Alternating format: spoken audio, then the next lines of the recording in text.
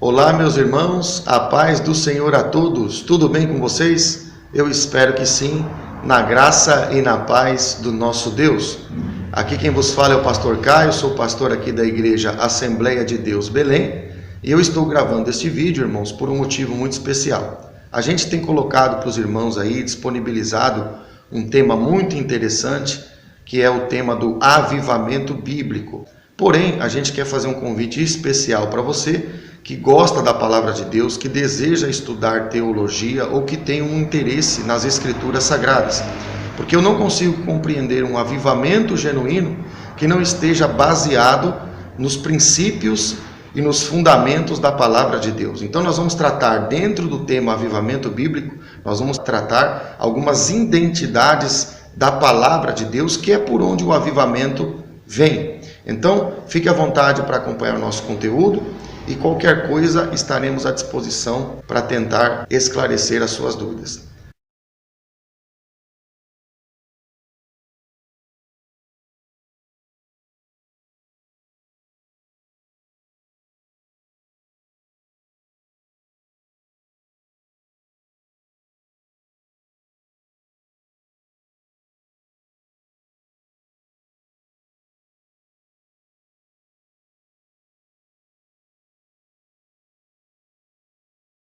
Então, irmãos, dando continuidade no nosso tema do avivamento bíblico, esta que é a lição de número 18, nós vamos aqui fazer uma breve recordação daquilo que nós vimos aí, algumas lições, que vai ser algo básico para nós podermos seguir dentro do conteúdo que Deus quer nos revelar.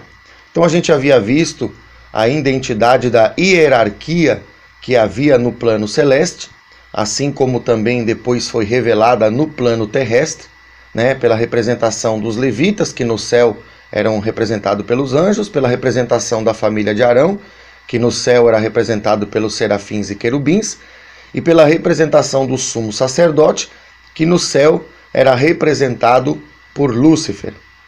Aí nós aprendemos que uma das incumbências, dos trabalhos que Lúcifer recebe é que ele tinha a atribuição de guardar o trono de Deus. Então a gente viu que ele era um querubim guardião, ou querubim da guarda, e ele tinha a atribuição, a missão de também guardar o trono de Deus.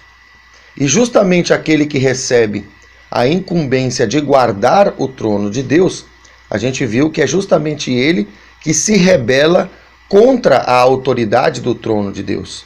Então a gente viu que justamente aquele que tinha a função de proteger foi aquele que num dado momento se rebela e passa a atacar, Ele passa a fazer o contrário daquilo que Deus tinha dado para ele como missão.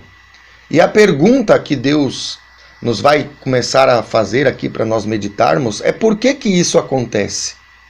Qual é a origem ou as origens que dão base para essa rebelião acontecer? Porque na lição anterior Deus falou para nós que nós temos que libertar as almas, ferir as nações, falando ali do texto de Apocalipse, conforme a gente aprendeu na lição anterior, para que a gente possa depois em Deus curar as pessoas, para trazê-las para Cristo. Agora, como é que eu vou curar se eu estou doente? Como é que eu vou libertar se eu não sou liberto? Então eu preciso entender como é que eu fico liberto e mais, como é que eu permaneço assim. Porque Lúcifer foi criado puro, foi criado santo, até que ele se rebelou contra a autoridade de Deus.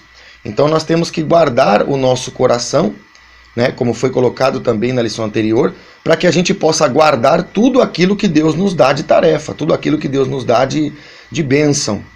Então a primeira coisa que nós vamos entender é o que fez ele se rebelar, o que fez ele se voltar contra Deus. E é isso que nós vamos passar a analisar para que isso não aconteça conosco. A primeira coisa que a gente entende que fez com que Lúcifer se rebelasse é porque ele estava muito próximo do trono de Deus. Então a proximidade com o trono fez com que ele ficasse, vamos dizer assim, tentado, ou a circunstância, que ele estava ali da proximidade, produziu nele um sentimento, ou ajudou, com que esse sentimento surgisse de que ele poderia cobiçar a autoridade do trono para ele.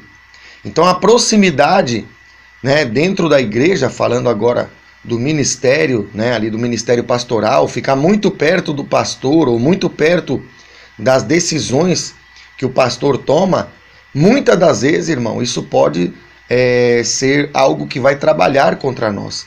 É por isso que o trono de Deus está no céu e nós estamos na terra, né? Deus dava essa revelação para nós, porque nós temos que estar afastados do trono para não querer ficar olhando para uma coisa que não nos pertence, que não é para nós, né? A posição que Deus tem para nós é para nós, mas a posição que Deus tem é a posição que Deus tem. Então, por isso que Deus falou conosco, que eu trouxe aqui na figura, que Deus nos levou a evangelizar pelas 11 tribos fora da igreja, para que a gente não fique prestando atenção naquilo que está, nos cargos que estão, muitas das vezes, constituídos dentro da igreja, para que a gente não fique prestando atenção nas posições de autoridade. Então a gente tem que estar em movimento, né? A gente não pode ficar ali só ocioso, parado, perto dos obreiros, perto do pastor, porque essa ociosidade, junto com a proximidade, vai fazer com que a tentação surja da gente querer, às vezes, até usurpar o que é do pastor, ou o que é de algum obreiro, ou o que é de algum determinado líder dentro do trabalho. Então a gente tem que estar trabalhando, né? E eu trouxe na figura que representa bem isso, a gente tem que estar trabalhando fora das quatro paredes para a gente se envolver na obra, e quem trabalha não tem tempo para ficar pensando em se rebelar, né? Já tem um ditado verdadeiro aí que diz: cabeça vazia, oficina do diabo, e é verdade, né? Porque quando a gente não está envolvido com as coisas do Senhor, a gente vai tender, não quer dizer que vai se rebelar, mas é uma circunstância desfavorável que tende a produzir em nós, né, ou a favorece que seja produzido no nosso coração uma obra que não convém, um sentimento que não convém. Então a gente entendeu por que Deus mandou as 11 tribos evangelizar fora das quatro paredes. A segunda coisa, irmãos, que nós podemos entender por que a rebelião ocorreu, é porque a gente pode destacar que Lúcifer estava ministrando algo que ele mesmo não valorizava mais. Então Deus chamou ele para ser como que um regente, né? Uma das atribuições, nós vamos confirmar isso pela palavra, ele foi chamado para reger o coral de adoração no céu, né? E ele estava regendo o coral, mas ele mesmo não estava mais em adoração. Então ele estava fazendo uma coisa que ele mesmo não estava mais disposto a fazer. Ele não estava com aquilo mais no seu coração. Ele estava fazendo mecanicamente, mas ele mesmo já não adorava mais. Então a gente tem que se perguntar, né, de tempos em tempos, a gente tem que se perguntar por que nós fazemos as coisas. Se você está fazendo algum trabalho dentro da igreja, você tem que se perguntar se aquele trabalho está no teu coração. Eu não estou falando de ter ou não ter dificuldades ou ter algum obstáculo pela frente. Eu estou falando se aquilo que você está fazendo, você está comprometido com aquilo, você está envolvido verdadeiramente com o que você faz para Deus. Porque se você estiver fazendo por fazer, isso é um indício de que a rebelião está próxima. Porque você pode se rebelar contra Deus, mas você também pode se rebelar contra os ungidos de Deus, né? Então isso é uma coisa perigosa. E como é que a gente pode confirmar, né, que ele não estava mais envolvido com a adoração? A gente pode pegar o texto aqui do versículo 13, a parte final dele, que diz assim: de ouro se te fizeram os engastes e os ornamentos no dia em que fostes criado, foram eles preparados. Então aqui a gente entende que os ornamentos também podem representar os instrumentos musicais. Então dá para a gente entender que Lúcifer era um maestro no céu, né? Os ornamentos foram tudo preparado no dia em que ele foi criado. Então Deus já criou ele com esse propósito. Então ele tinha esses ornamentos, ele tinha essa atribuição, né, de regente, mas ele já não queria mais reger. Ele já não queria mais levar o exército dos céus a adorar, porque ele não era mais um adorador. Então a gente precisa entender o que é que a gente faz e sempre está se autoavaliando. Por que é que a gente está fazendo o que está fazendo, né? Que é a pergunta que eu já tinha colocado.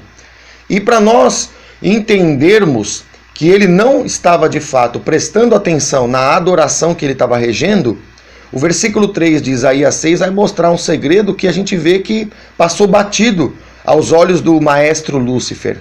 Veja só, diz assim: e clamavam uns para os outros, dizendo: Santo, Santo, Santo é o Senhor dos exércitos, toda a terra está cheia da sua glória. Então, no meio da adoração, né, dos anjos ali, dos serafins, dos querubins, no meio da adoração, Deus estava dando um recado. Que recado é esse? Deus estava dizendo que era santo por 3 vezes, e Deus estava também dizendo que ele era o Senhor dos exércitos. Que ele era o Senhor dos exércitos. Então Deus estava dizendo para Lúcifer, através do próprio coral que estava adorando a Deus: não se meta comigo, não faça rebelião, porque se você fizer rebelião, eu sou o Senhor dos exércitos. Em outras palavras, eu sou o Senhor da guerra. Não dá para se rebelar contra mim e vencer. Eu vou ganhar a batalha, quem quer que se rebelar comigo. O recado que estava sendo pronunciado pelos anjos que estavam adorando era esse: eu sou o Senhor dos exércitos. Mas como Lúcifer não estava mais envolvido com a adoração, ele estava vendo a adoração acontecer, mas não estava prestando atenção no recado que Deus estava dando pelo próprio coral de adoração dos anjos. Deus estava dizendo: não se meta contra mim, não faça isso, porque eu sou o Senhor dos exércitos.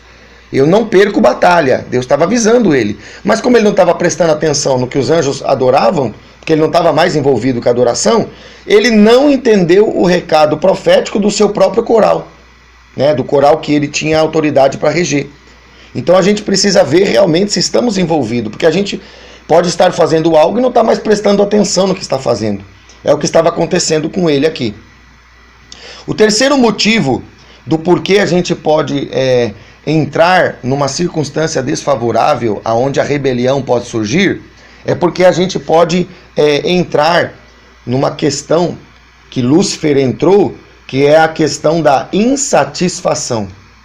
Né? Lúcifer estava insatisfeito com aquilo que Deus tinha lhe dado. Então a gente pode fazer uma pergunta no nosso coração e a gente pode questionar: por que Deus me quer aqui? Ou por que Deus me quer ali? Ou por que Deus me quer lá? Né? A gente questiona: ou por que Deus pôs eu aqui e não pôs eu ali? Por que Deus pôs eu aqui e não pôs eu lá? Então a gente pode levantar essa questão. E aí o Senhor trazia para nós, né, aqui na representação da organização das 12 tribos de Israel, a gente vê que cada tribo ela está sendo colocada num dado lugar. Efraim, por exemplo, aqui está na esquerda. Benjamim está abaixo de Efraim. Manassés está abaixo de Benjamim, né? Isacar está do lado direito. Simeão está na parte de baixo. Naftali está na parte de cima, né? Estou aqui dando uma representatividade para você identificar as posições. Então a gente entende, irmãos, que Deus ele escolheu cada posição específica para cada tribo ocupar, porque Deus entendeu que aquela tribo naquele lugar iria fazer o melhor para Deus. Então a gente não pode ficar questionando o porquê que Deus bota a gente aqui, ali ou lá. A gente tem que entender que Deus, na posição que Ele nos coloca, Ele esconde na sua vontade a realização para a sua vontade e também para o nosso ministério. Então às vezes a gente pergunta: mas por que Deus não me colocou no lugar de fulano? Porque Deus entende que o lugar que Ele te deu, se é Ele que te revelou que você tem que estar aí, o lugar que Ele te colocou é o lugar onde você vai realizar a vontade de Deus e também vai ser realizado na presença de Deus. Então a gente colocou aqui, irmãos, que Lúcifer, ele tinha recebido, só para você ver, ele tinha recebido depois de Deus o maior lugar, né? Depois de Deus, ele tinha recebido o maior lugar. E aí a gente descobre que se ele tinha recebido o maior lugar, era para ele ficar satisfeito. Mas ele não estava satisfeito. Por quê? Porque Deus vai nos ensinar que grandeza é diferente de realização. Aprende esse segredo é muito importante. grandeza é diferente de realização. Você pode estar no cargo mais alto, mas você pode estar insatisfeito. Porque se o cargo mais alto não é o cargo que Deus preparou para você, não vai ser aquilo que você vai se realizar. Então Deus está mostrando para nós que a posição que Ele nos coloca, às vezes pode não ser a maior e nem a menor, mas é a posição que Deus entende que nós seremos realizados. Aí você pode perguntar, tá, pastor, mas não foi Deus que escolheu esse lugar para Lúcifer? Por que ele não se realizou? Porque Lúcifer não deu a oportunidade de descobrir o que é que Deus tinha para ele. Deus não pôde mostrar para ele a totalidade do seu projeto. Tem muita gente, irmãos, que até descobriu onde Deus quer usar ele, mas ele não sabe a totalidade do projeto. Você não sabe tudo que Deus quer da sua vida, tudo que Deus tem para a sua vida. E se você fica insatisfeito e acha que a grandeza vai te suprir, não entre por esse caminho, porque a grandeza não é igual à realização. A realização é uma coisa, a grandeza é outra. Então tem gente que pensa que vai alcançar algo muito grande e vai se realizar. Esse aqui tinha a posição mais alta depois de Deus e não estava satisfeito. Então aqui prova que grandeza é diferente de realização. Então, irmãos, a gente vai descobrindo que a vontade de Deus, ela tem dois objetivos. O primeiro, fazer Deus feliz, né? Porque Deus vai ser realizado através da vontade dele em nossas vidas. O segundo propósito da vontade de Deus, fazer com que a gente se torne alguém também feliz. Então Deus quer ser realizado através de nós e Ele quer que a gente se realize nele. Aí eu coloquei aqui, irmãos, que quando a gente não tem a verdade e a condição de compreender a vontade de Deus, porque nós somos um ser carente, a gente vai acionar a busca pela nossa própria vontade. Então isso é meio que inevitável, né? A gente vai ter que se completar de alguma forma. Então por isso que é tão importante buscar a vontade de Deus. Porque se você não descobrir a vontade de Deus para a sua vida, você vai acionar mecanismos para buscar realização através da sua própria vontade. E a gente colocou aqui que a nossa vontade, ela inevitavelmente, ela vai trazer insatisfação. Porque você pode até se realizar em alguma área da vida, mas o projeto de Deus para nós é aquilo que vai nos satisfazer de maneira completa, né? Nós podemos ter alguma realização aqui, uma realização ali, mas no resumo, né, da nossa vida, a gente vai ser insatisfeito quando a gente aciona a busca pela nossa vontade. Por isso que é tão importante a gente buscar a vontade de Deus. Então, Deus trazia para nós, irmãos, nós precisamos meditar então agora como é que eu busco a vontade de Deus. Se é na vontade de Deus que eu me realizo e ainda faço Deus feliz, como é que eu faço para encontrar a vontade de Deus? Então, Mateus capítulo 6, versículo 8, a Bíblia vai começar a nos ensinar como é que a gente busca essa vontade perfeita de Deus. Diz assim: não vos assemelheis, pois, a eles, porque Deus, o vosso Pai, sabe o de que tendes necessidade, antes que lhe o peçais. Então Deus já começa dizendo em Mateus 6,8 que o nosso Pai, né, para aquele que está na presença de Deus, que tem Deus como Pai, o nosso Pai é que sabe o que nós temos necessidade. Então aqui já começa uma chave. Você pensa que sabe o que Deus quer. Você pensa, é uma imaginação sua. Você imagina que você sabe o que é bom para você, né? Deus está trazendo dessa forma.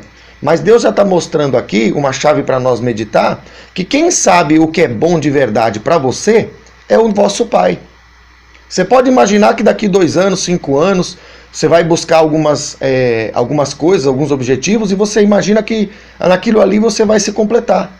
Só que daí passa os 2 anos, os 5 anos, você vai descobrir, né, com a perca de ter perdido esse tempo buscando a sua vontade, você vai descobrir que aquilo ali não era o melhor que Deus tinha para você.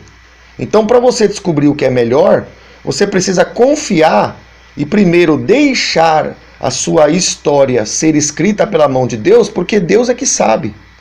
Pode ser que nos primeiros 2 anos você passe alguma luta, você passe por tribulações, mas o resultado desse plantio, ainda que seja com lutas e dificuldades, o resultado, ou seja, a colheita que Deus está vendo né, lá no futuro para nós, é essa colheita perfeita que vai nos realizar.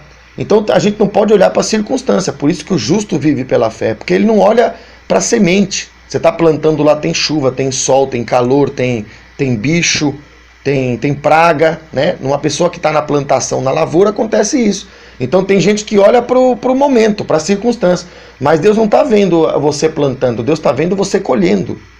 Né? Deus está mandando dessa maneira. Então a gente tem que se concentrar na colheita. E quem é que sabe que tipo de fruto, qual é o tempo desse fruto, como é que ele vai ficar maduro para que nós sejamos satisfeitos? É Deus. Então nós precisamos começar a mudar, né, essa questão de nós assumirmos a rédea da nossa vida e precisamos colocar a nossa vida na mão do Senhor. É fácil? Não, não é. Não é porque você está confiando que Deus tem o melhor para você. Você está vivendo por fé. Mas Deus é que sabe o que tem de necessidade. Então Deus está falando aqui que Ele é que sabe. Quem é que sabe mais? Nós ou Deus? Deus sabe muito mais do que nós, não tem nem como comparar. Agora, o difícil às vezes, irmão, é entregar na mão dele a nossa história, né? O nosso caminho. Mas isso é algo que às vezes custa, mas vai valer a pena. É o que Deus está falando no versículo 8. Versículo 9, o Senhor traz assim: portanto, vós orareis assim: Pai nosso, que estais nos céus, santificado seja o teu nome. Então Deus começa a abrir uma chave, que eu preciso deixar bem claro para você, que Deus está dizendo que a vontade de Deus, ela é, vamos dizer assim, ela é revelada também e crucialmente através da oração. Porque Deus tem o projeto, né? Deus tem a plenitude, Deus tem tudo. Quando você ora, você coloca as tuas dificuldades, os teus anseios diante de Deus, você faz as perguntas. E a oração permite, através das suas perguntas, que Deus dê as respostas. Porque Deus vai revelando o projeto passo a passo, né? Nós já falamos isso, inclusive, na outra ministração, né? Que nós mostramos que o padrão ali da revelação em Apocalipse vinha de encontro ao padrão da escada que Jacó viu, né? A gente falou do crescimento em degrau. Então Deus ele vai revelando degrau após degrau, ele vai revelando através da nossa busca em oração, ele vai revelando o quê? O próximo passo, o próximo ingrediente do projeto, o próximo degrau que você vai alcançar na vontade perfeita de Deus. Então quem não ora está correndo um seríssimo risco de viver totalmente fora daquilo que Deus preparou. Porque você tem os anseios, você tem as perguntas, Deus tem as respostas. Deus tem o quê? O projeto, a colheita. Deus tem a realização para a sua chamada, para o seu projeto. O que me realiza não te realiza. O que te realiza não realiza o outro. Aí a gente entende porque Deus colocou um aqui, o outro ali e o outro lá. Porque cada um naquela posição que Deus escolhe, Deus já está prevendo a realização completa através do projeto que Ele tem para cada um. O versículo 10 traz algo interessante, né? Ele diz assim: venha o teu reino, faça-se a tua vontade, assim na terra como no céu. Então, o Senhor trazia aqui para nós refletir. Eu quero que você olhe, inclusive eu marquei com uma cor diferente, o verbo faça-se. Né? Ele diz: venha o teu reino, faça-se a tua vontade. Se a gente tirar esse se, né? esse se que está no final do verbo faça-se, o verbo ficaria faça a tua vontade. Então quer dizer que Deus faria a vontade dele e a gente a princípio estaria tranquilo que Deus automaticamente vai fazer acontecer. Mas só que o texto, você pode inclusive, vai lá na tua Bíblia, confirma isso, né? Pega o texto de Mateus 6,10, o texto diz faça-se. Então significa que Deus, para fazer o que Ele quer na nossa vida, precisa ter um se que está junto do faça. E esse ser, o que é? Esse ser é você. Esse ser é a tua posição, é a tua escolha, é a tua entrega nas mãos de Deus. Porque se fosse assim, ó, Deus vai fazer tudo, não vou fazer nada. Então era faça a tua vontade. Então Deus já faria a vontade dele independente da minha busca. Mas não é assim que está escrito. Né? Não é assim que está registrado nas Escrituras. A Escritura está dizendo, faça-se. Então se eu faço a minha parte, se eu me comprometo em me entregar para viver a vontade perfeita de Deus, Deus então vai cumprir a parte dele, vai fazer a parte dele. Então a gente entende que a gente tem participação na vontade que Deus tem para nós. Você pode fazer com que o C, que é você, escolha a sua vontade, ou você pode fazer com que esse C, que é você, escolha a vontade de Deus. Né? O versículo confirma isso de que forma? Ele diz assim, ó, assim na terra como no céu. Então Deus está mostrando um padrão para que a vontade se manifeste. Assim na terra primeiro, aí depois vem como no céu. Então eu ajo na terra primeiro, assim na terra. Não, pastor, mas eu vou fazer do meu jeito. A Bíblia está dizendo assim, é assim. É o padrão da palavra, da escritura. A faz na terra assim, e então Deus do céu traz as respostas. Deus do céu vai cumprindo o seu plano, né, através da nossa escolha. Então eu ajo na terra, Deus ele derrama dos céus, né? Ele derrama a plenitude que vem do céu. Paulo foi muito usado por Deus, né? Todos concordam com isso. Quem conhece um pouco de Bíblia sabe que Paulo foi muito usado. E Paulo, no livro de Efésios, capítulo 3, versículo 14, ele diz assim, ó: por esta causa me ponho de joelhos diante do Pai. Então o que Deus está mostrando aqui para nós? Que o Paulo, que era um grande pregador, todo mundo concorda com isso, acho que não tem dificuldade nenhuma, né? Porque quase metade do Novo Testamento foi Paulo que escreveu, ele fundou igrejas, ele foi em continentes, ele foi um grande instrumento de Deus, um grande apóstolo, um grande profeta, um grande pastor também. Então, Paulo era um grande pregador, mas Paulo também era um homem de oração. Então vai aqui um recadinho para quem é pregador. Deus está mandando para quem é pregador. Você quer ser um grande pregador, não quer? Então começa sendo um homem de reconhecimento da parte de Deus como uma grande pessoa de oração. Porque Paulo era grande pregador, mas Paulo era um grande orador também, de fazer oração, de se colocar de joelhos diante do Pai. Então é um princípio para nós. Pastor, eu quero ser usado perto do que Paulo foi, ou me espelho no ministério de Paulo. Então começa se espelhando pela oração que Paulo fazia, porque Paulo se colocava de joelhos diante do Pai. Então a nossa geração precisa entender, irmão, que não adianta só querer pregar, você tem que orar. Oração é o que vai despertar a vontade de Deus. E oração não é algo que você tem que negligenciar. Oração é princípio para ministério. Além de trazer a vontade de Deus na plenitude, é o princípio para você agir em outras áreas do ministério. Então Paulo se colocava de joelhos. Ah, mas era muito usado por Deus. Era, mas era um homem que também era de muita oração. Então nós temos que entender esta realidade. A confirmação disso, irmãos, é que a Arca da Aliança, né, lá no tabernáculo terrestre, a gente tem 2 querubins em cima da arca, e os 2 querubins estão em que posição? Eles estão de que forma? Se você olhar aqui para o desenho, você vai ver que os 2 estão ajoelhados.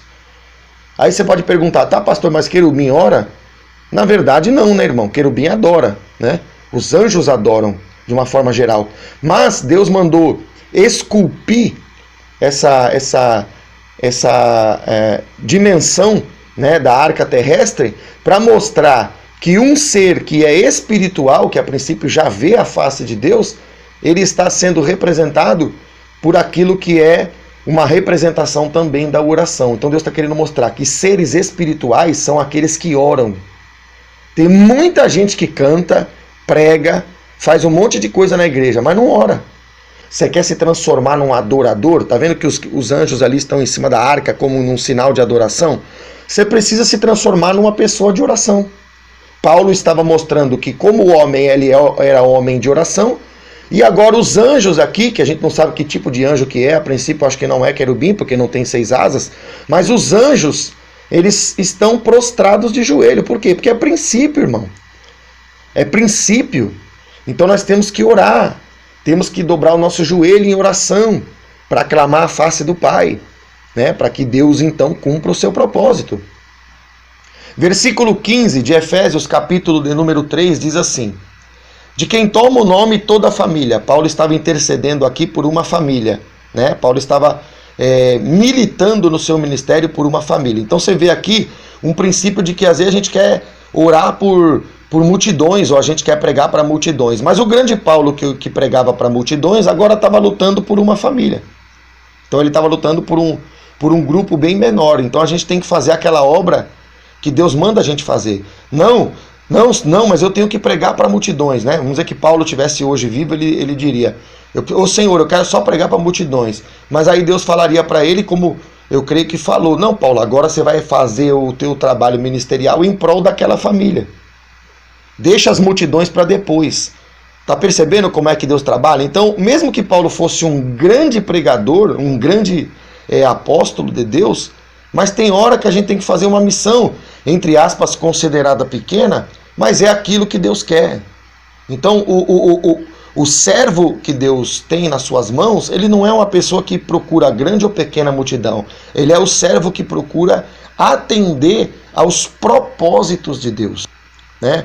Um dos propósitos que a gente já viu, Paulo estava orando de joelhos. Outro propósito, Paulo estava dando assistência para uma família só. Então a gente tem que entender que o evangelho que eles estão pregando por aí, irmãos, que você vai crescer, que você vai ser um grande pregador, que você vai ser isso, você vai ser aquilo, é um evangelho meio mascarado, tá? O evangelho verdadeiro tem essa face? Tem, mas o evangelho verdadeiro também tem a realidade de que mesmo você já sendo, às vezes, até reconhecido, você vai trabalhar em prol de uma família, em prol de uma alma só. Então a gente tem que entender. Temos que orar, temos que militar, às vezes por uma pessoa só. Você fica ali militando um mês, ali pregando, trabalhando em favor de uma única alma. Porque Deus quer que você faça aquela obra. Ah, mas era Paulo. Olha aqui, Efésios 3,15.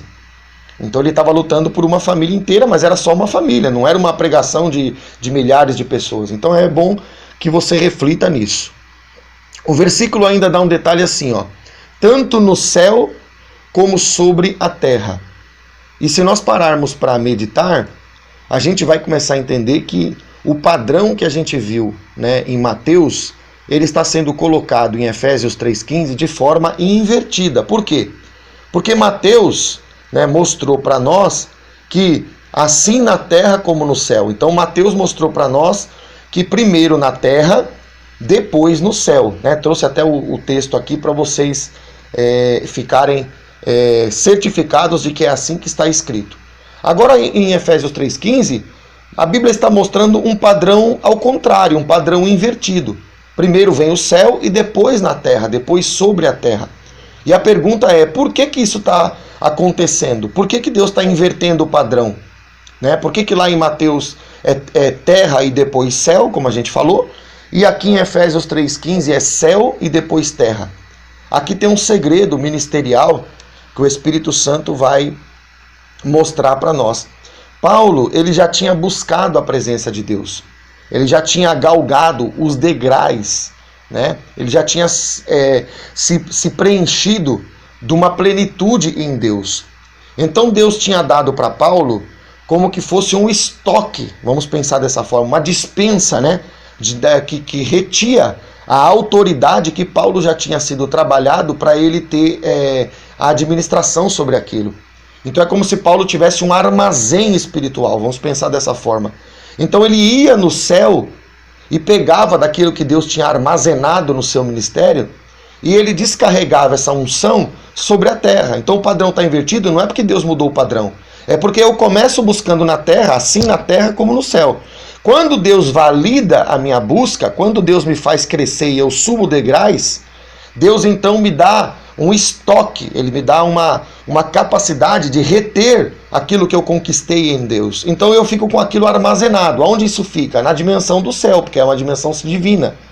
Aí eu vou na dimensão do céu e pego essa autoridade, e quando uma alma se aproxima, como essa família aqui se colocou para ser abençoada por Paulo, Paulo vai lá, pega no céu e descarrega essa unção sobre a terra.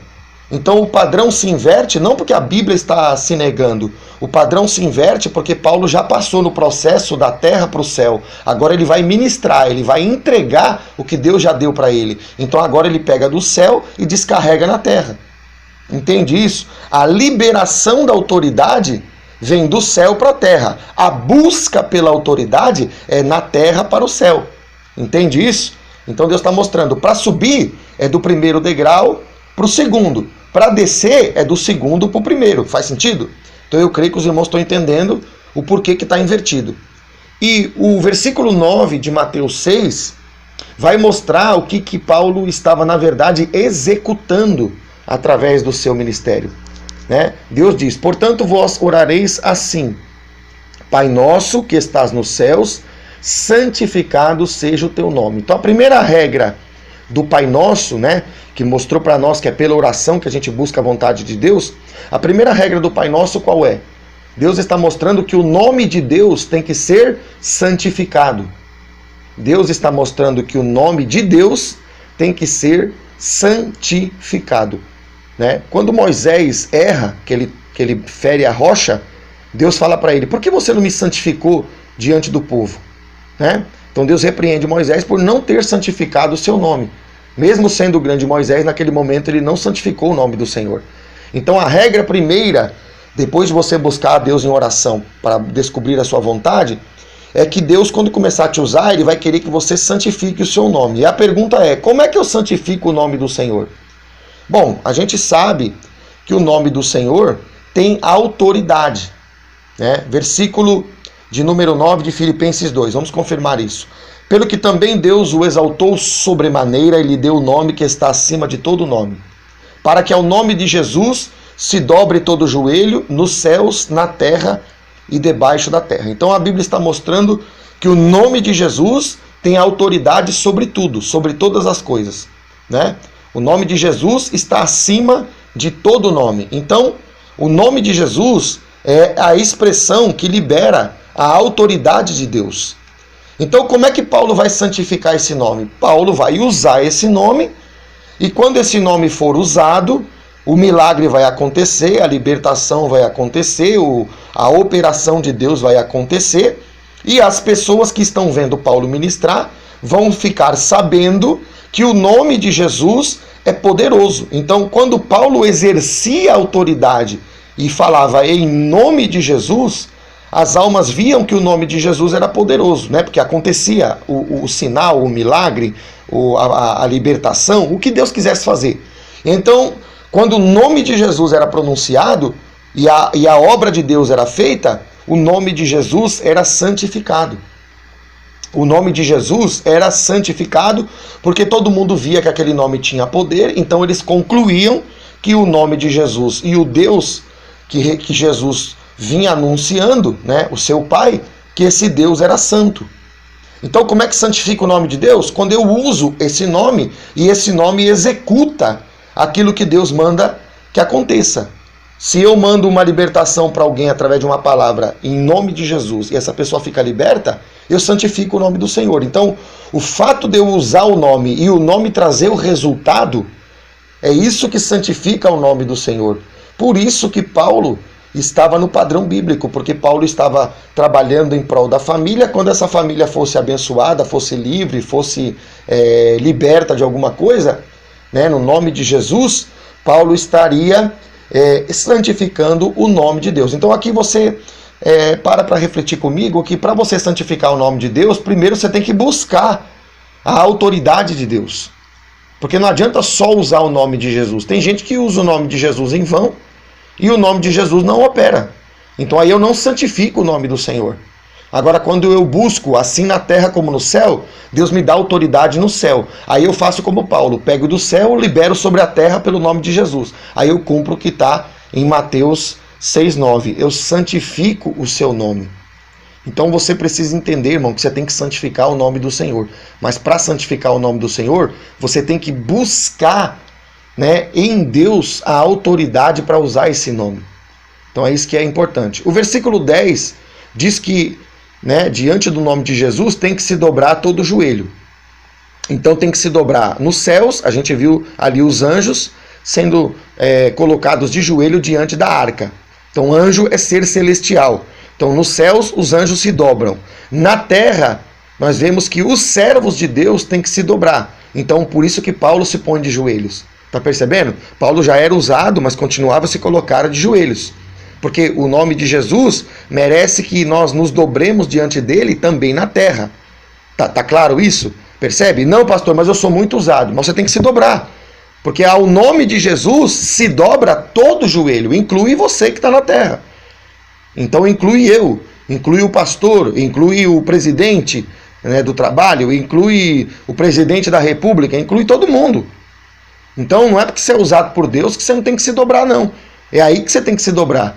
É aí que você tem que se colocar de joelhos para santificar a tua vida, para depois você usar o nome de Jesus, santificar o nome de Jesus. E aí ele diz, e debaixo da terra, porque os demônios também se curvam diante do nome de Jesus. Então os seres celestes se curvam, os seres terrestres se curvam, que são os homens e mulheres, e os demônios também se curvam. É por isso que Paulo se curvava. Então, irmãos, a gente está vendo que Deus ele está mostrando para nós que tem algo que nós estamos devedores ao Evangelho. Vou repetir porque eu estou sentindo de Deus. Nós precisamos entender que nós estamos devedores ao Evangelho. Como assim, pastor? Primeiro, você tem que buscar a vontade de Deus. Deus está mandando falar aqui para alguém. Segundo, você tem que orar. Você tem que se colocar de joelhos. Não, pastor, mas eu oro em pé. Deus aceita? Aceita.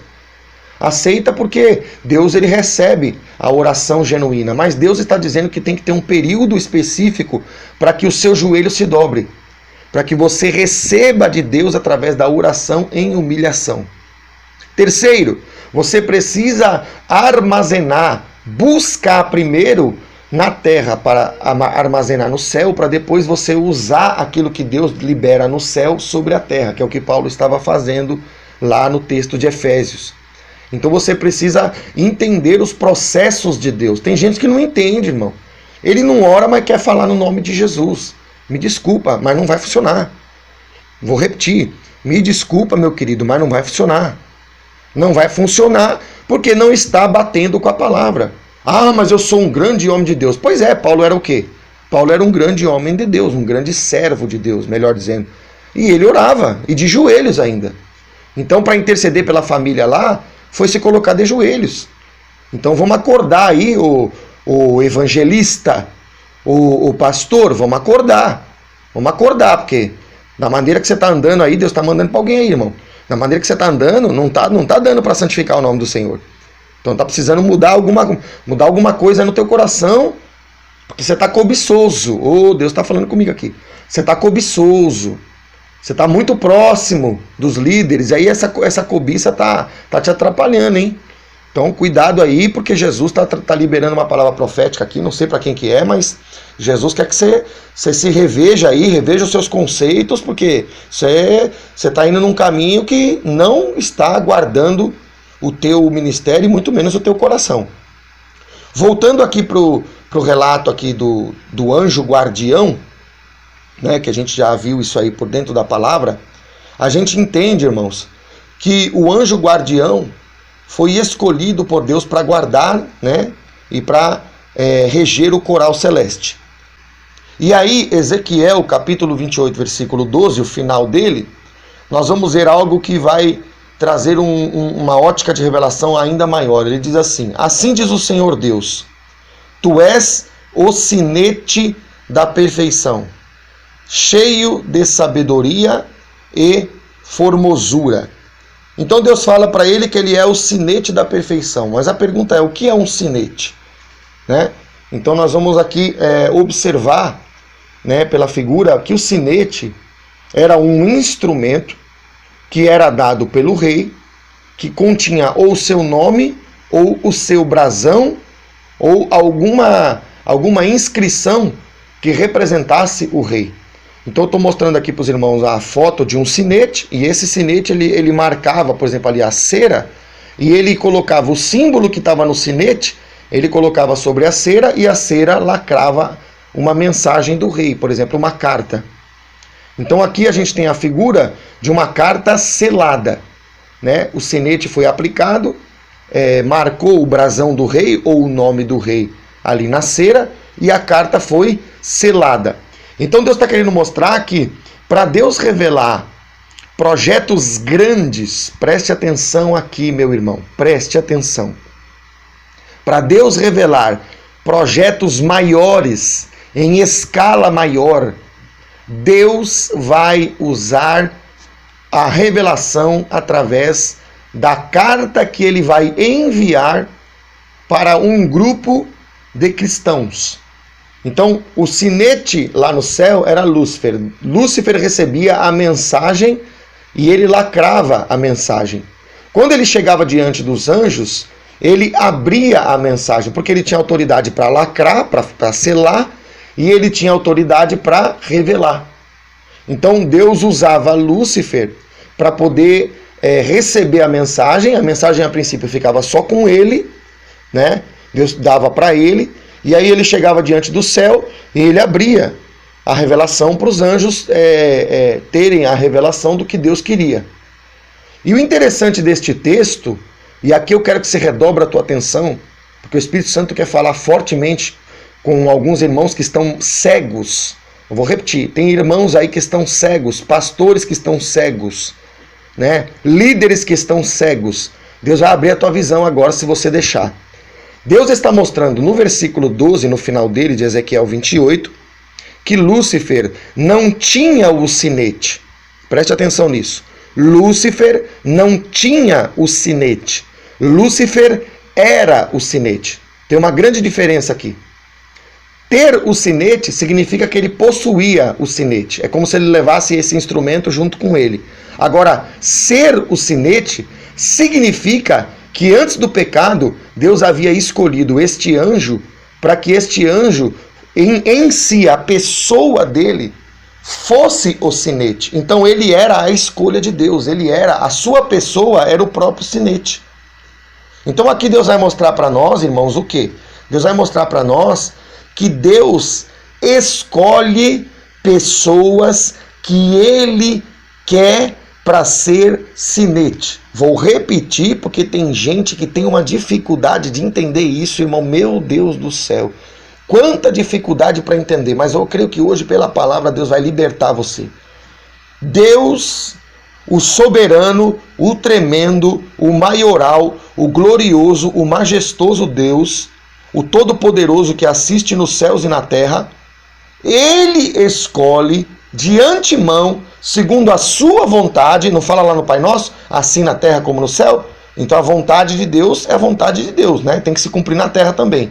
Então Deus escolheu no céu, ele escolheu Lúcifer. Na terra, ele está escolhendo e escolhe os seus sinetes. Pastor, o que isso quer dizer, pastor? Isso quer dizer que quando Deus escolhe alguém, acabou. Vou repetir.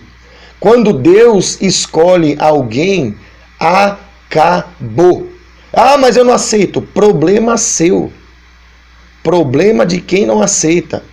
Porque quando Deus escolheu Moisés, quiseram se rebelar contra Moisés. Quiseram falar, por que Deus só fala através de você? Porque Moisés era o quê? Era o sinete para Israel. Era Moisés que abria as cartas. Né? Aqui em Efésios 15, Deus está mostrando que Deus escolheu na graça um sinete chamado Paulo. Paulo não tinha o sinete, Paulo era o sinete. Entende isso? Então quando Deus escolhe uma pessoa, Deus escolhe. Mas eu não aceito. Mas não adianta você deixar de aceitar, você aceitar, ficar triste, ficar alegre. Isso não muda nada. Porque se você não aceita, tem duas consequências ruins para você. Primeiro, você não vai receber a carta que Deus queria usar aquela pessoa para te entregar. Aí você fala assim, não, mas eu faço ligação direta. Não faz. Porque quem escolheu Lúcifer foi Deus. Quem escolheu Moisés foi Deus. Quem escolheu Paulo foi Deus. Quem escolheu Jeremias foi Deus. Quem escolheu Ezequiel foi Deus. E tantos que Deus escolheu. Então não adianta discutir com isso. Deus escolhe, está escolhido. Agora, o que vai acontecer para a pessoa que é, entre aspas, rebelde, Deus está falando aqui para a gente se preparar para não agir em rebelião. A gente começou a ministração nessa ótica. Não seja rebelde contra os sinetes de Deus. Porque se Deus quer usar ele para trazer carta para você, sinto muito, mas ou você recebe a carta ou simplesmente você vai perder aquele recado de Deus. Porque Deus não vai dar através de outra pessoa. Deus vai usar o sinete para carimbar a carta e para abrir a carta. Entende isso? Então você tem que abrir os teus olhos, irmão, porque você está perdendo. E a segunda consequência é que você perdendo, você não vai glorificar Deus e não vai fazer a vontade dele.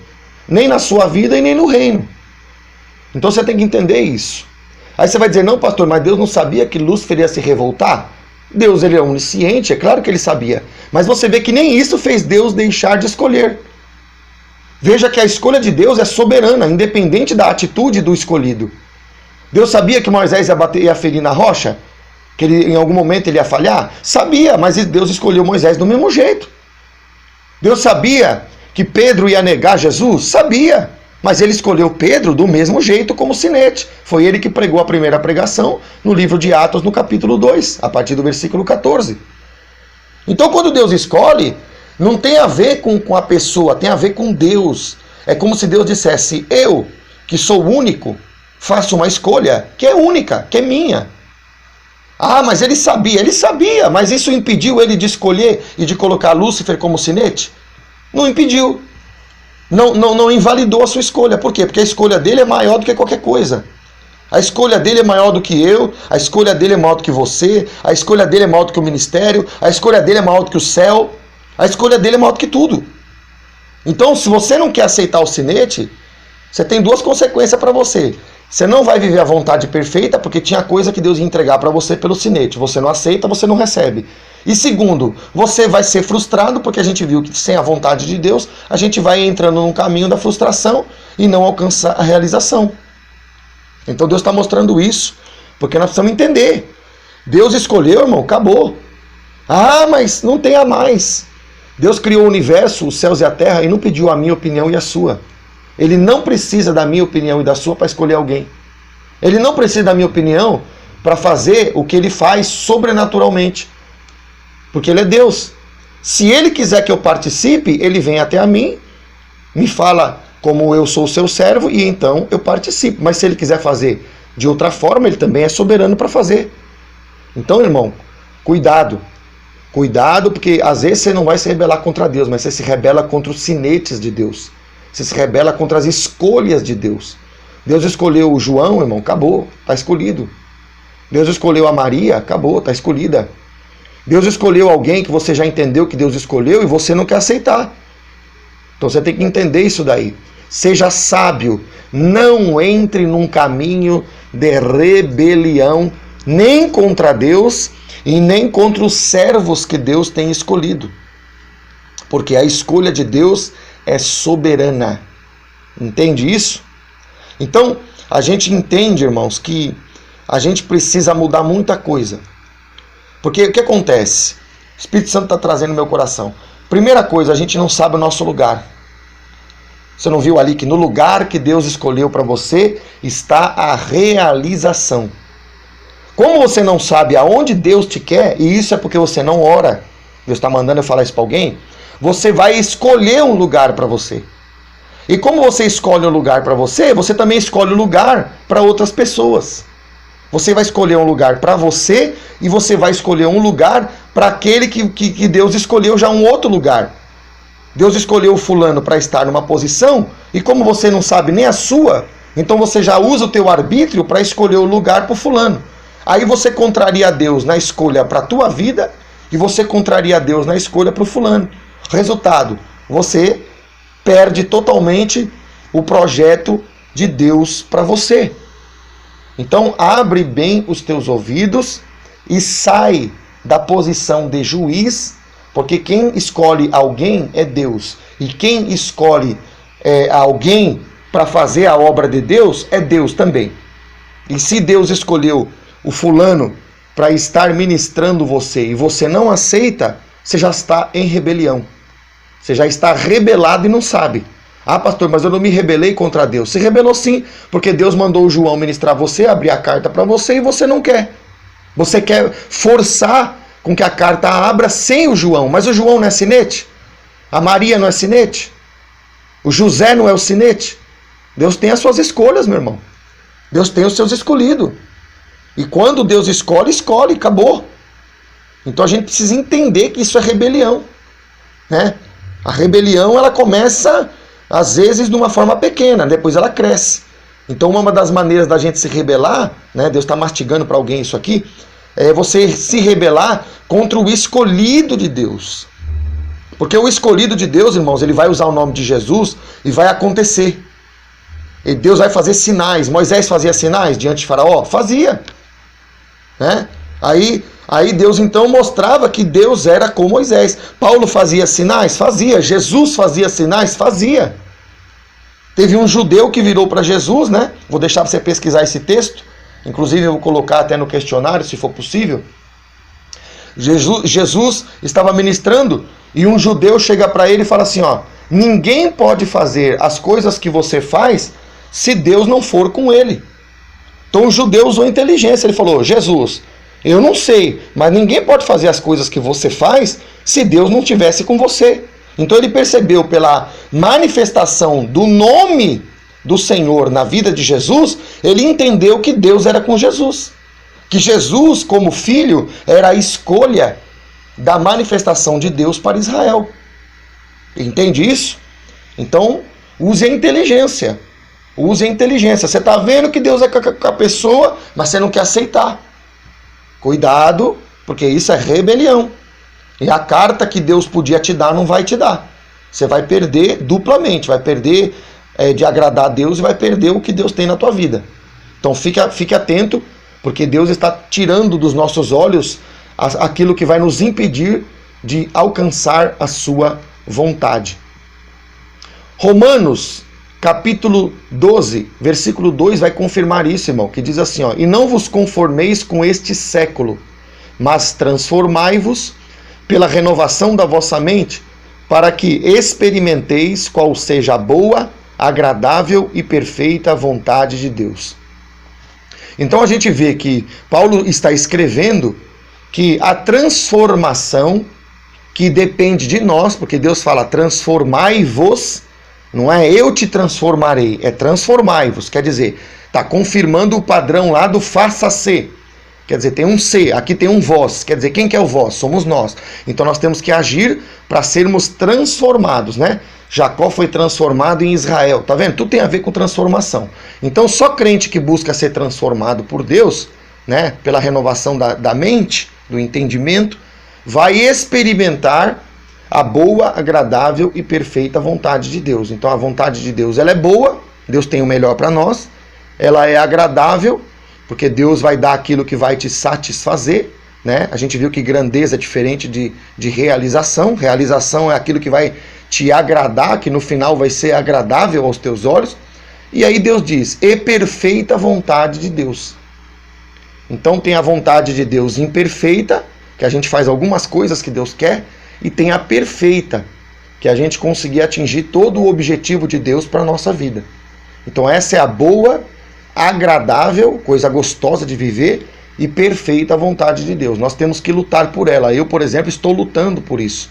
E eu creio que você também está me entendendo e deve lutar por isso. Entenda, essa boa, agradável e perfeita vontade de Deus não é o que você imagina, né? Não é o que às vezes a gente quer, da maneira que a gente imagina. Tem coisa que a gente quer que Deus vai dar, mas talvez não é do jeito que a gente imaginou, né? Então a gente tem que entender esta realidade. Em Efésios 3,17, o Senhor dá uma base para nós que vai nos motivar a buscar a vontade de Deus. Ele diz, e assim habite Cristo no vosso coração pela fé, estando vós arraigados e alicerçados em amor. Então a gente tem que estar baseado pela fé, porque a fé, ela busca, né, algo que ainda está no plano do Espírito, né? Por exemplo, Deus iria levantar Moisés para libertar Israel, né? Quando Deus fala isso para Moisés na primeira vez, Moisés teve que acreditar nisso. Então é tudo pela fé, né? O que Deus disse que vai fazer ainda não se concluiu, né? A promessa não se cumpriu. Então você tem que pegar pela fé. E ele diz, alicerçados em amor. Então a gente tem que se dispor a amar ao Senhor e a sua vontade. Amar a vontade de Deus para nós. Porque o amor é o nosso combustível, né, irmão? Não dá para você fazer as coisas para o Senhor se você não amar ao Senhor. Então o amor tem que ser o nosso sustento, né? Tem que ser a nossa base. Porque tudo que é feito com amor é feito melhor. Tudo que você faz com amor, você faz bem feito. Então para você fazer para Deus bem feito, ande em amor. Procure estar próximo de Deus, procure estar em contato com Deus. Por isso que a oração é tão importante, porque a oração é conversa com Deus, né? Deus, a gente fala, Deus responde, Deus fala conosco também. Deus opera em nós. Então a gente tem que estar baseado em amor.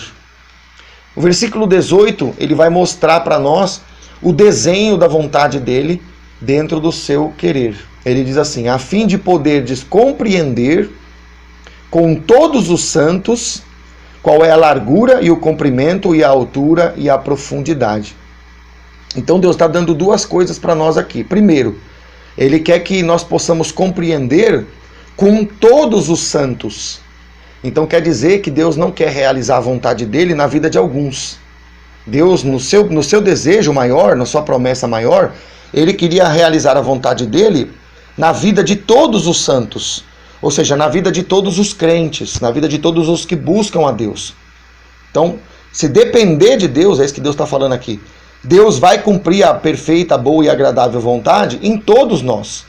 É verdade que muitos de nós não alcançam, porque muitos de nós não oram, muitos de nós não se colocam na presença de Deus, muitos de nós não estamos fazendo o que nós estamos aprendendo nessa lição que devemos de fazer. Aí ele diz assim: qual é a largura e o comprimento e a altura e a profundidade? O que Deus está dizendo para nós aqui? Que o projeto dele para a minha vida, o projeto dele para a sua vida, esse projeto tem um tamanho e esse projeto tem uma forma. Largura, comprimento e altura é a dimensão, dimensões. Deus está querendo dizer assim, ó, o teu projeto tem um tamanho e o seu projeto também tem uma forma. Ou seja, Deus falou que vai te usar em tal área, mas tem uma forma de Deus levantar você, tem uma forma de Deus trabalhar em favor do teu ministério. Entende isso? E uma das formas que Deus está revelando nesta mensagem para você entender, é que Deus vai colocar diante do teu ministério, ministérios que podem ser sinetes para você. Eles vão trazer as cartas, as mensagens que o Espírito Santo tem para você receber através desse sinete. E quando você recebe através do sinete, Deus te dá mais medidas para você construir a forma que Deus quer que você alcance no seu projeto. Entende isso? Então, para você alcançar a profundidade, quer dizer, para você alcançar a plenitude daquilo que Deus tem na tua vida, você precisa primeiro buscar e você precisa também descobrir quais são os sinetes. Qual é o sinete que Deus colocou que vai ser útil e vai transferir para mim muita coisa, e essas muitas coisas que eu vou receber vão dar forma, vão me ajudar a construir e dar forma ao meu projeto. Então você tem que entender, Deus está me fazendo lembrar de Noé, né? Não sei porquê, mas o Espírito Santo está trazendo isso no meu coração. Quem foi o sinete para Noé? O próprio Deus. Quem é que ensinou e deu o projeto para Noé construir a arca? O próprio Deus. Quem construiu? Foi Noé. Mas quem instruiu Noé? Foi Deus. Trazendo para o seu projeto agora, né? Imagina que você está fazendo a tua arca. Tem largura, tem comprimento, tem altura e tem profundidade. Quem é que vai construir? Você. Quem é que vai trazer as madeiras e as medidas? Né? Usando assim uma linguagem. Vai ser algum sinete que Deus vai colocar. Vai ser alguma pessoa, a exemplo de Paulo, por exemplo, né, que Deus levantou, que vai transferir para você muita madeira e vai te dar o quê? Muitas medidas. Quem é que vai cortar a madeira? Você. Mas quem é que vai trazer a medida e o material? Vai ser um outro ministério. Entende isso? Então a gente aqui como ministério, irmãos, Deus nos levantou para fazer esse papel, para poder trazer para você muita madeira, para poder trazer para você muita medida, talvez, da planta do seu projeto. Se você entender que isso está sendo designado através do nosso ministério para o seu ministério, aproveite. A gente está aqui para isso. A gente está aqui produzindo essas mensagens, fazendo esse trabalho. Não tem um outro objetivo. Qual é o nosso objetivo? Primeiro, cumprir a vontade de Deus para mim, para a minha vida, para aquilo que Deus tem para mim. Segundo objetivo, ser um instrumento para te ajudar. Não vou fazer por você, você tem que construir a tua arca, mas para te ajudar a favorecer a tua construção, o teu projeto, o teu empreendimento ministerial, digamos assim. Então a gente está aqui para isso, para te ajudar a que você também seja perfeito naquilo que Deus tem para você ser, né? E aqui tem um segredo, né? Deus mostrava que a escolha dele em relação a Lúcifer, Deus disse que ele era o sinete da perfeição. Entenda uma coisa, Lúcifer, ele estava na dimensão celeste, então ali antes do pecado não havia, ele estava na perfeição. Mas, falando a respeito de Paulo, por exemplo, que era também um sinete, com certeza foi, nós estamos vendo que Deus diz que tu és o sinete da perfeição. Deus não disse assim, tu és o sinete perfeito. Porque se Deus diz, tu és o sinete perfeito, só se aplicaria a Lúcifer antes do pecado. Mas como Deus disse, tu és o sinete da perfeição, quer dizer que o sinete Paulo, o sinete João, o sinete Maria pode não ser perfeito. Mas quando Deus está usando ele, ele age em perfeição. Ele não é sinete perfeito, mas ele é sinete da perfeição. Entende isso? Então Deus está mostrando essa realidade para nós entender. Versículo 9, Mateus 6, que é a base que nós estamos trabalhando, ele diz o seguinte: santificado seja o teu nome, a gente já entendeu. Versículo 10 diz, venha o teu reino, faça-se a tua vontade, assim na terra como no céu. Então Deus está dizendo agora que depois da santificação do nome, agora nós temos que fazer a manifestação do reino, né? Venha o teu reino. E por que Deus fala isso como a sequência, né, da diretiva, da instrução que ele está dando ali através do Pai Nosso? Porque em Mateus 24:14, que é um texto evangelístico por essência, que a gente já estudou em outras lições, diz o seguinte: será pregado este evangelho. E qual é a característica deste evangelho? É o evangelho do reino. Preste atenção aqui. Então, a descrição profética da igreja que vai evangelizar a terra inteira, o mundo inteiro, é a evangelização do reino. Então, antes da gente evangelizar, antes da igreja se levantar, a igreja precisa ser convertida numa condição de reino. Mas aí você vai se perguntar, o que é reino? Como podemos, assim, descrever o reino? Bom, a gente colocou aqui, pela direção de Deus, que reino é governo. Presta atenção nisso aqui. Reino é governo, né? O governo do grande rei, o governo do Senhor Jesus. E o que o governo de Jesus faz através do reino? Ele produz harmonia, produz paz, a gente já viu isso numa outra lição, mas ele produz também um propósito. Então, quando o reino se levanta, preste atenção aqui, quando o reino se levanta, quer dizer que o rei controla, tem autoridade sobre toda a sua igreja. Tá, pastor? E por que isso é tão importante? Porque a igreja vai ter um propósito comum. A igreja vai ter um propósito único.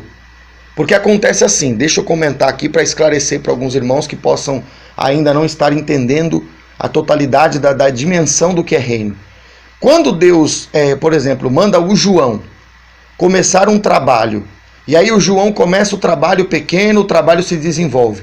Aí por algum motivo o Espírito Santo fala assim, fala para o João, né, usa o pastor, fala para o João agora pegar esse trabalho e ele agora passar para o Mateus. Aí o João, se ele olhar para si e para o que ele já tem trabalhado para Deus, ele vai pensar assim, mas eu que comecei o trabalho, fui eu que dei o pontapé inicial nesse trabalho, então eu não vou passar para o Mateus, eu não vou passar para outra pessoa, porque fui eu que comecei. Então, neste caso, acontece que o reino não está presente. Porque quando o João está fazendo o trabalho e está dando certo, ele até aceita a autoridade do reino, ou seja, a autoridade de Deus sobre ele. Agora, quando Deus manda ele transferir aquele trabalho para uma outra pessoa, ele já não concorda. Então, nessa hora, ele não aceita a autoridade do rei. Percebe? Então, ele é bom para trabalhar sozinho, mas ele não consegue trabalhar em grupo. Ele não consegue fazer, como a Bíblia diz, que um plantou e o outro regou, né? Paulo plantou, Apolo regou e Deus deu o crescimento. Então um fez uma parte e essa parte foi, vamos dizer assim, levada diante de outro ministério que fez uma outra parte, e esse outro ministério que fez essa outra parte depois produziu os frutos do Senhor e o reino foi manifestado. Então Deus está falando assim, primeiro, Deus tem um projeto na sua vida. Deus tem um projeto no seu ministério. Deus está falando daquilo que Ele quer de você. Então a vontade de Deus para você. Então você já está entendendo que Deus tem a boa, perfeita e agradável. Agora, num segundo momento, O reino fala de você entender aonde o teu projeto se encaixa no projeto do corpo de Cristo, no projeto da igreja. Porque pode ser que o teu projeto ele é muito bom, mas você trabalhando sozinho. Mas na hora que Deus pega e fala para você plantar, e aí Deus fala agora, deixa o Apolo regar, né? E aí você fala, não, fui eu que comecei o plantio, sou eu que tenho que regar. Então você não sabe transferir aquilo que Deus está mandando você transferir para outro ministério. Você não sabe lidar bem com outro ministério. É claro que tem muita gente, irmão, que quer só roubar. Tem gente que é aventureiro, né? A pessoa começa o trabalho, aí o cara vê que está dando certo, ele vai lá e se apresenta para receber o título. Aí é uma questão assim de ego, né? Eu não estou falando nesse caso. Eu estou falando quando Jesus mesmo usa o pastor ou usa uma pessoa e você entende de Deus. Não é a vontade do pastor, não é a vontade do líder. É uma vontade do Espírito Santo, de Jesus. Você entende que Deus quer que você pegue o que é teu, o que estava sendo tratado na tua mão, e você pega aquele trabalho e entrega para outro. Né? Você entrega na mão de outro. E aí quando você faz isso, você não está perdendo, você está ganhando, porque você está dentro do reino. Porque você trabalha, o outro irmão trabalha do teu lado, mas todos nós trabalhamos debaixo da autoridade do Rei Jesus. Todos nós trabalhamos debaixo da autoridade do Senhor Jesus. Então, a vontade de Jesus para toda a sua igreja é chamada para nós de reino. Talvez você nunca foi esclarecido sobre o que é reino. Reino é o governo do rei. E o governo do rei tem a vontade individual? Tem. Mas ele tem uma vontade coletiva. Ele tinha uma vontade para Moisés, mas ele encaixava, né, na perspectiva ali do Velho Testamento, ele encaixava Moisés como um instrumento para o povo de Israel. Então Moisés ele era um grande instrumento nas mãos de Deus, mas ele entendia que essa grandeza toda que Deus deu para ele é porque tinha um propósito maior. Qual era o propósito? Guiar o povo de Israel. Entende isso? Então você tem que se ver o seu próprio projeto, entenda isso, né? Alimente isso em você, aquilo que o Senhor vai mostrando para você em oração, vai mostrando para você através de revelação, mas entenda e busque qual é o desígnio de Deus para você na igreja que Deus te plantou. Entende isso? Na vontade de Deus. Porque se você não entender isso aí, você não vai estar dentro do reino. Posso falar uma realidade aqui para você? Eu vou colocar essa realidade. Por que a Bíblia diz que no final dos tempos haveria reino contra reino?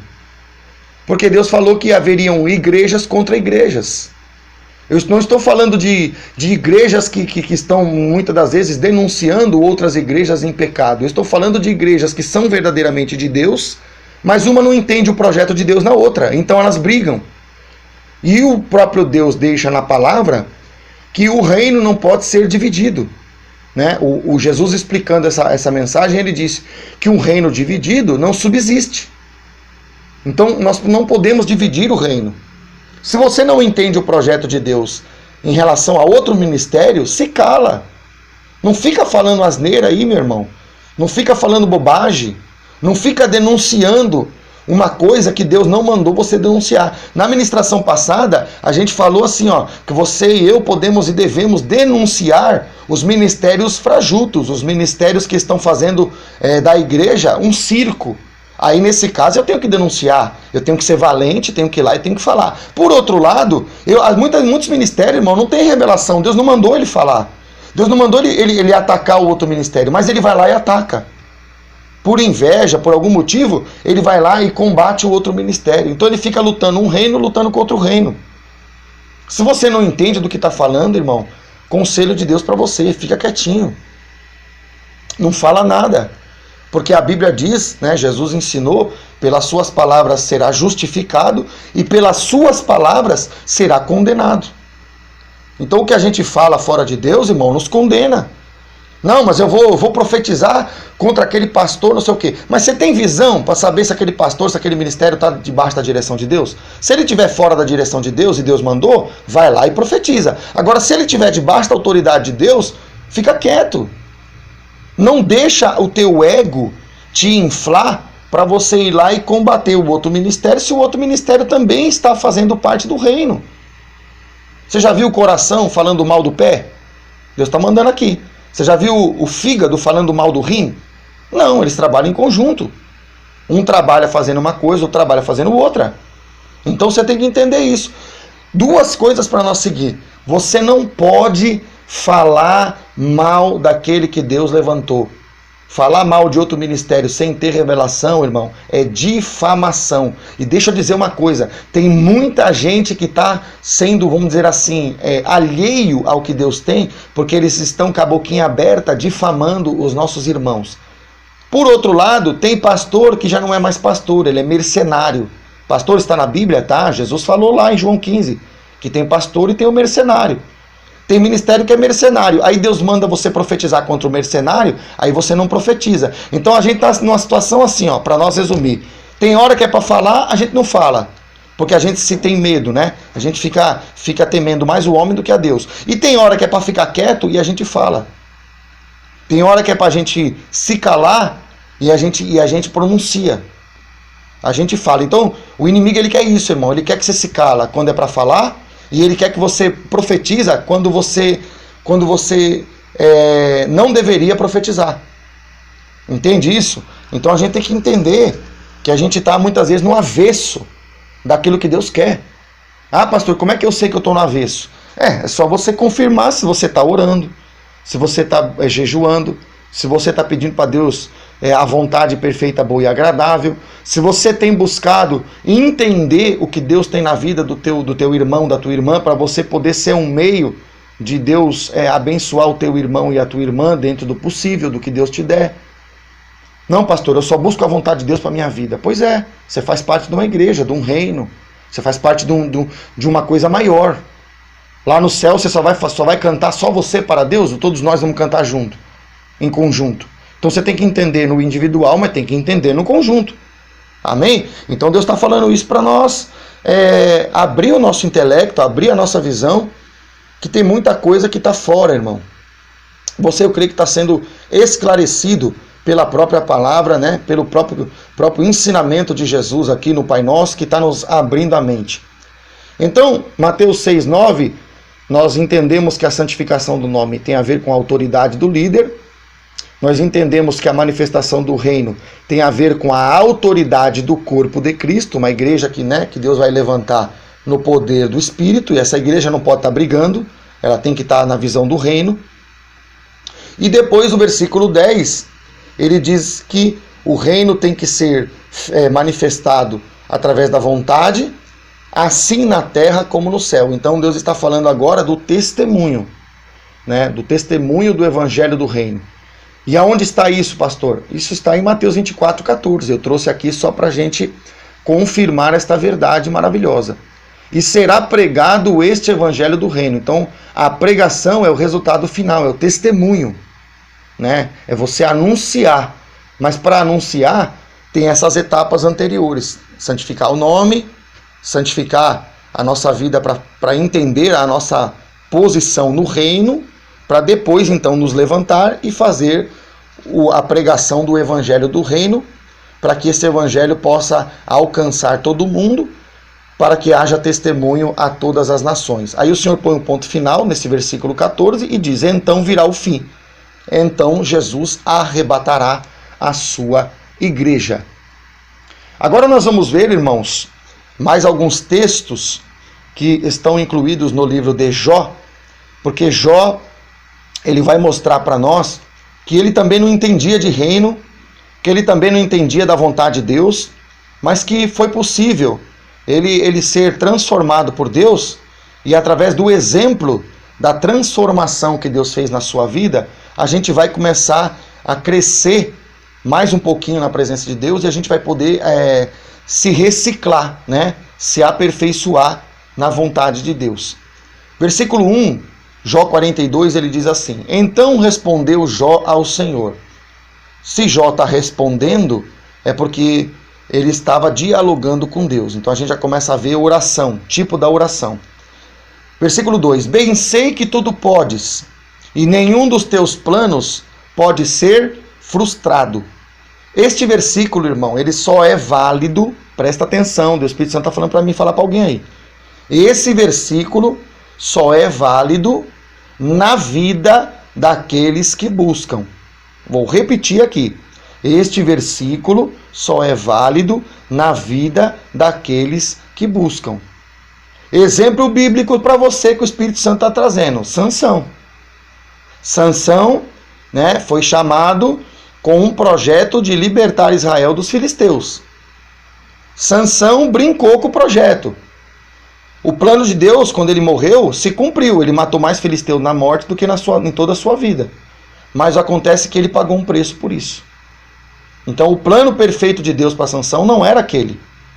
Então para quem obedece, para quem ora, para quem busca, para quem se coloca aos pés de Cristo, para quem respeita os sinetes de Deus, Deus falou hoje, para esta pessoa, os planos de Deus, para quem realmente está envolvido e comprometido em fazer o que Deus quer, não o que você quer, você entendeu que a vontade de Deus não é a sua, aí Deus está garantindo, olha, se você fizer o que eu estou falando, se você me buscar da maneira que eu tenho colocado, você vai se realizar e o meu plano não vai se frustrar. Nenhum dos planos do Senhor pode ser frustrado. Agora tem gente que usa esse versículo e senta na cadeira e toma suco de laranja. E não jejua, não ora e não faz nada. E aí fica falando, mas o plano de Deus não pode ser frustrado. Meu irmão, se você fizer dessa maneira, não é que o plano de Deus vai ser frustrado, é que o plano que Deus tinha na tua vida, ele vai transferir para outro. Deus está mandando falar isso para alguém. Né? Deus tinha um plano para Judas Iscariote. Foi Jesus que chamou ele. E ele não atentou para o ministério que Deus deu para ele. A gente já falou disso numa outra lição, mas estou sentindo de comentar. E aí o que aconteceu? Deus transferiu aquela vaga para outro.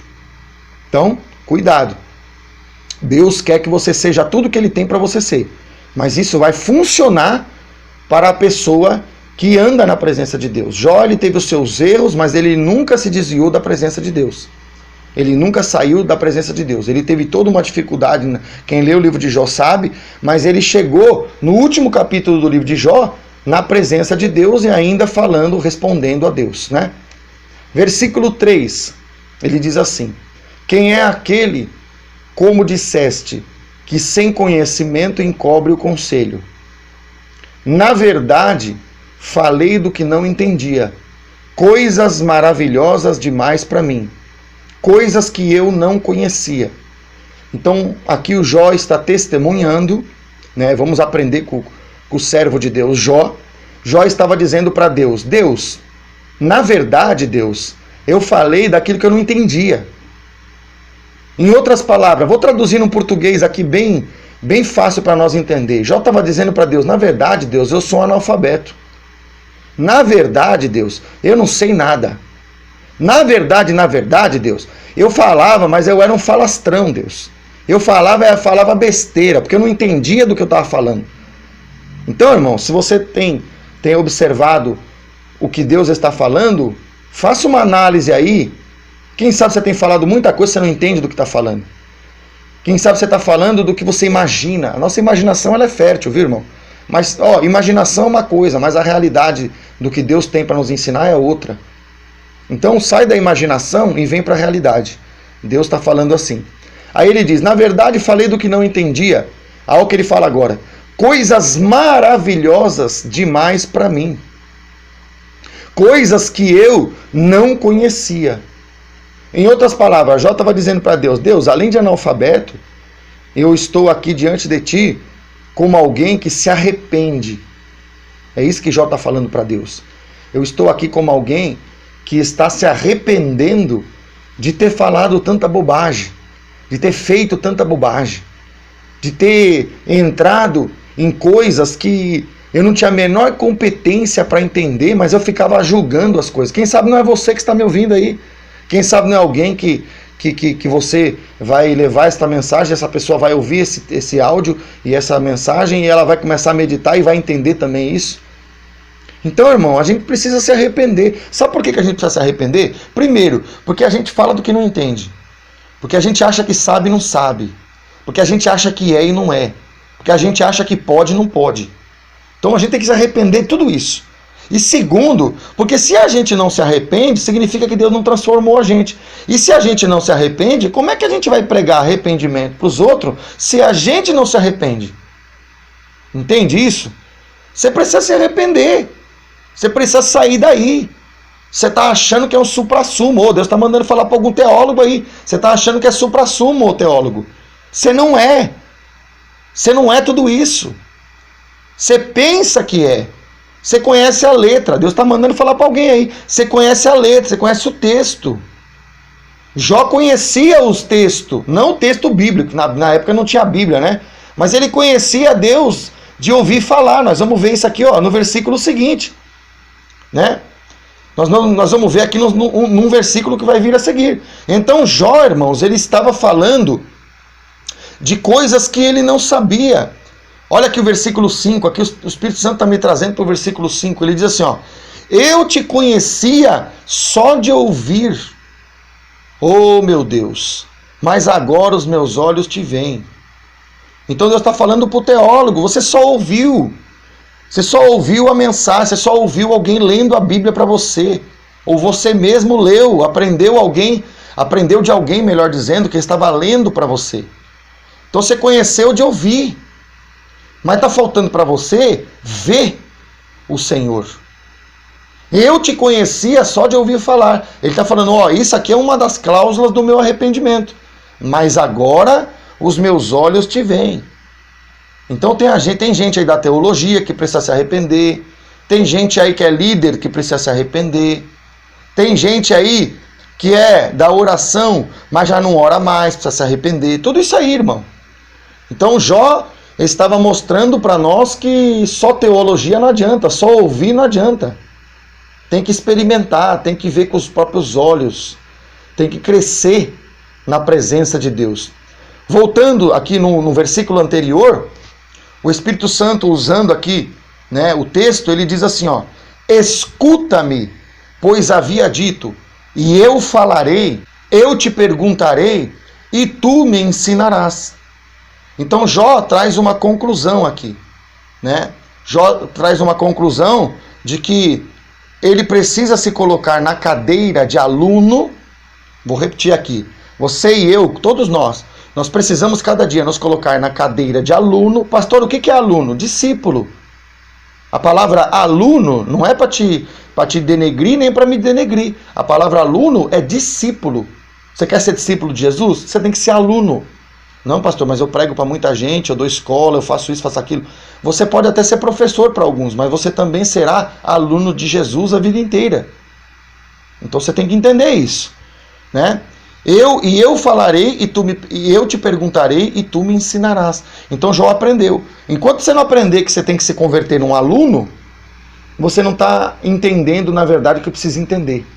Você não está entendendo na verdade o que você precisa alcançar. A posição primeira para você ser o que Deus quer é ser aluno. Não é só ser professor. Tem que ser aluno, né? Tem que ser alguém que vai aos pés de Cristo. Busca aos pés de Cristo. Porque o Senhor Jesus, através do seu Espírito Santo, vai nos ensinando. Vai trabalhando e vai nos dando, inclusive, o arrependimento. Porque tem gente que quer se arrepender e não consegue. Mas Deus vai dando, inclusive, a condição de você se arrepender. Vai quebrando o nosso orgulho, vai tirando alguma coisa que está impedindo, né, de nós se arrepender. O versículo 6, ele diz assim, ó: por isso me abomino e me arrependo no pó e na cinza. Ô irmão, você já ficou abominado da tua própria vida? Pastor, não, eu me acho tão bom, pastor, me acho tão especial, tão forte. Pois é, então aqui Deus está mostrando só um indício para você que você ainda não, se você ainda não se abominou em alguma coisa, é porque você ainda não chegou na maturidade que Deus quer. Se você se arrependeu, já é um começo. Vai chegar uma hora que você vai ver a santidade de Deus, você vai ver a sua, e não é que você não tenha predicados, não tenha qualidades, mas é que você vai ver que diante de Deus você é muito, muito, muito inferior. Então você vai começar até a se abominar, né? Vale o detalhe aqui que quando isso é colocado diante de nós, parece que Deus está tirando o nosso valor. Na verdade não, porque o livro de Jó começa Deus dizendo para Jó que ele era homem íntegro, reto, temente a Deus e se desviava do mal. Deus começa o texto de Jó dando qualidades de Jó. Então Deus vê as suas qualidades, entenda bem. Eu não estou aqui para desmerecer ninguém. Você tem muitas qualidades, pode ser que você tenha várias qualidades. Deus fala 4 de qualidades que Jó tinha. Mas essas qualidades estavam ainda muito aquém do que Deus queria de Jó. Você tem muita qualidade, você tem muita coisa boa, você já tem coisas que você já conseguiu na sua vida cristã. Mas diante do que Deus tem, da boa, perfeita e agradável vontade de Deus, você ainda precisa crescer muito. Então você precisa se arrepender e vai chegar um estágio em que você vai se abominar. Vai chegar um estágio em que você vai chegar a se abominar. Quando você chegar nesse estágio, irmão, quando você alcançar essa posição, você vai estar na condição boa de aluno que Deus gosta, de aluno que Deus tem condição de sempre estar ensinando. Né? Então é isso que Deus está dando para nós aqui, está expressando, né, através das minhas palavras, mas eu creio que o Espírito Santo está te libertando, está abrindo o teu entendimento.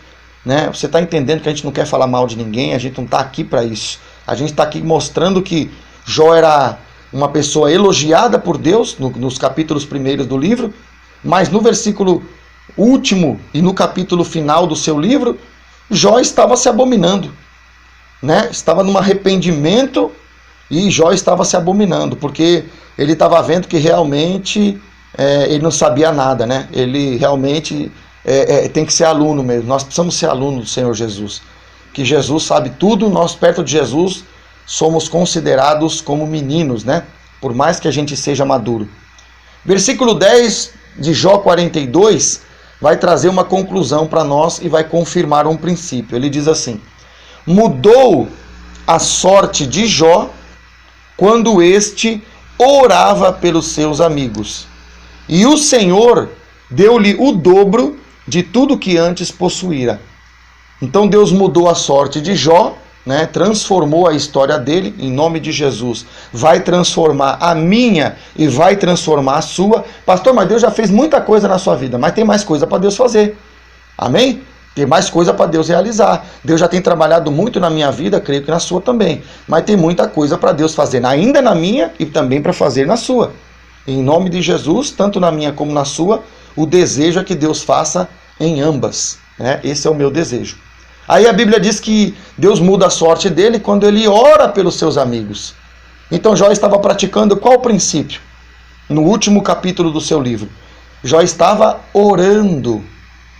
Ô meu irmão, olha que coisa linda a confirmação da palavra. Nós não vimos lá que Paulo se colocava de joelhos diante do Pai? Mesmo já sendo usado por Deus, Jó já estava transformado por Deus, já estava vendo Deus, mas ele estava orando. Ele estava orando pelos seus amigos. Então aqui, irmão, Deus mostra que aquele que é amigo do outro não é aquele que dá beijo no rosto e agrada, viu? Você é amigo de alguém quando você ora por alguém. Porque tem gente que a gente nem vai gostar.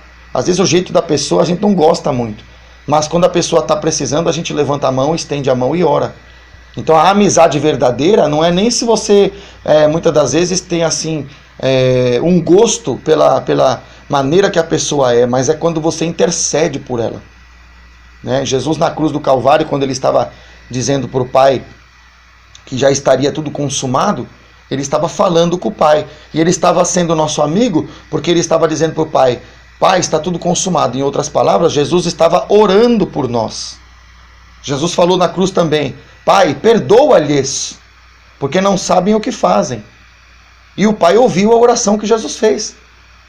E o Pai ouviu a oração que Jesus fez e também a oferta, né, do cordeiro que foi colocado na cruz. Então você tem que ter oração e você tem que ter oferta. Deus está mandando entregar isso para alguém. Porque tem gente que tem oração, mas não tem sacrifício. Não oferta nada, né? Então você precisa sacrificar, às vezes, alguma coisa, renunciar a alguma coisa, né? Jesus renunciou à sua vida para que alguma pessoa passe a ter um desfrute na presença de Deus. Então, ser amigo de alguém, irmão, é quando você ora e quando você, às vezes, faz um sacrifício por alguém. Jesus sacrificou por nós na cruz. Quando eu jejuo por uma pessoa, para essa pessoa vencer uma batalha, eu estou sendo mais amigo dela do que ela pensa. Amém? Então é isso que Deus está dando para mim aqui. Eu estou entregando, conforme o Espírito Santo me traz, né, que nós precisamos orar. Jesus estava entregando a sua vida na cruz, estava orando. Jó estava recebendo a mudança de vida, estava orando. Jesus estava orando, estava sacrificando. Né? Nós precisamos sacrificar alguma coisa que está viva em nós, para que Deus então opere os milagres. Amém, irmãos? Então, o Espírito Santo é maravilhoso. Nós temos uma palavra que pode transformar o nosso entendimento e nós temos acesso a esta palavra. Isso é maravilhoso. Você está podendo ouvir tudo isso que Deus está profeticamente nos entregando nesta oportunidade. Amém, queridos? Então era isso que Deus trazia ao meu coração. Eu vou me despedindo por aqui. Um grande abraço a todos, na graça e na paz do Senhor Jesus. Amém.